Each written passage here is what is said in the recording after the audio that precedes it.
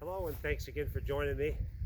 We're still experimenting with some tech stuff, but want to introduce you some more to our cows. This is Mary. She's just over a year old. She's a Hereford. This here is Misty.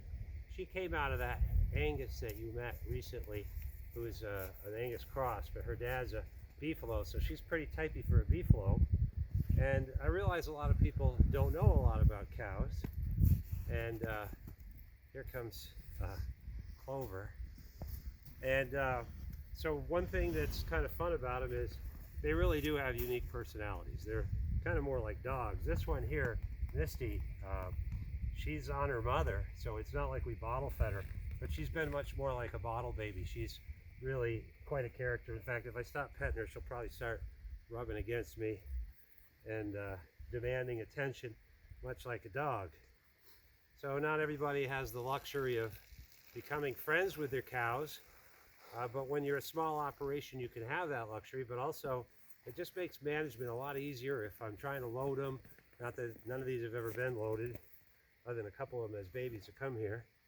They, if I want to check their teats or work on them at all, or if they have a tick in them, believe it or not, in recent years we've been finding ticks in our cows, which is not something that typically is a problem.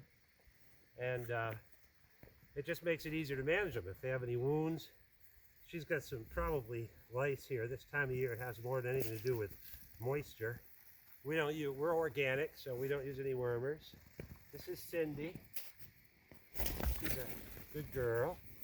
Always got to worry they don't stomp you by accident, but generally they're just very docile animals. That's one of the reasons I like the Herefords, the most popular breed in the world, the most prevalent breed in the world. They do very well in the cold, they do very well in the heat. They have an extra carcass weight with these thick hides, but that's why they can stay out all winter long. Ours have a barn to go into if they want, but many farms just let them have some cedar trees to go under here in the Vermont winter. It's probably about 10 degrees here now. It's supposed to get down to 10 or 12 below next couple nights.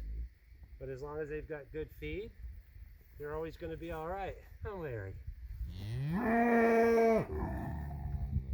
And they know I'm here and they associate me with food, but as you see, they've got plenty to eat.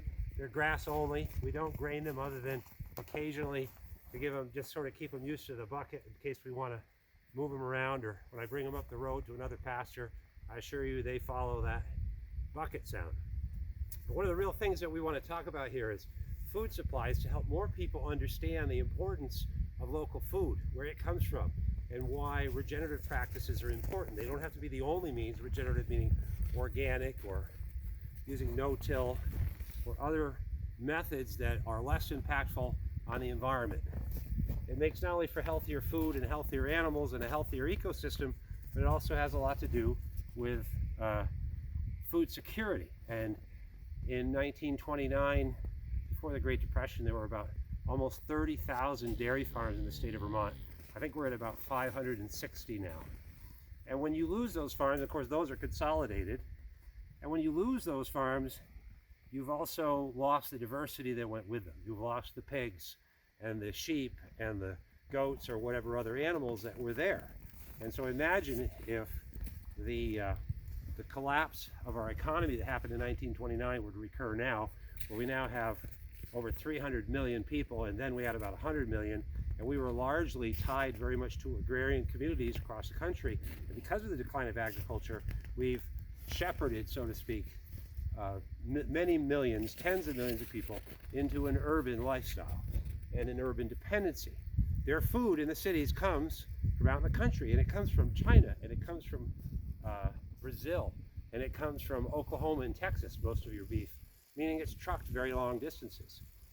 But it's also very grain dependent, and grain also is dependent on fossil fuel inputs like diesel, but also synthetic fertilizers. So everything that we're trying to do here, and maybe we can't all be total purists, and we shouldn't be divided over conventional versus organic necessarily, but recognize that local is always, almost always better than long distance if you want to protect the environment. And whether you believe in global warming or CO2 is the culprit or not, we can all agree that using fewer fossil fuels will help undermine the food inflation which we're going to see.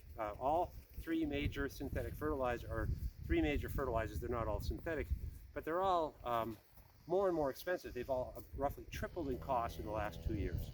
And that is layered up in grain prices and other inputs. And so we're going to continue to see an increase in food prices, particularly this year in beef, because there was an artificial lull in beef prices last year due to the drought. So thanks for joining me here. Mary wants to come over and meet the tripod. And they're very curious animals, and they're smarter than people give them credit for. So I'm very grateful that you will join me here. I hope you'll share this channel and enjoy our cows.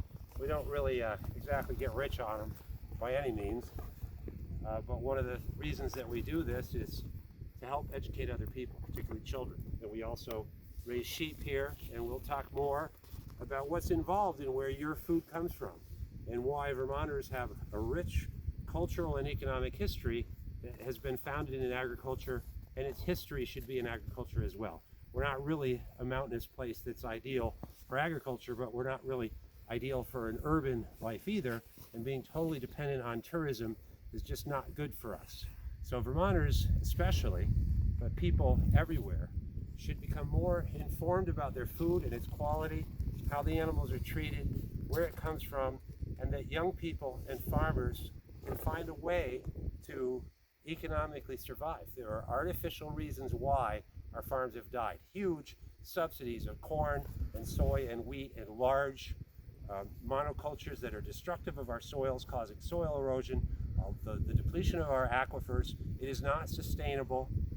And you've got globalists and Klaus Schwab and Bill Gates telling you we must all get rid of our cows and live off synthetic vat meat that he owns the patents for, that's made from soy, which is GMO and therefore dependent on a saturation with Roundup and other chemicals.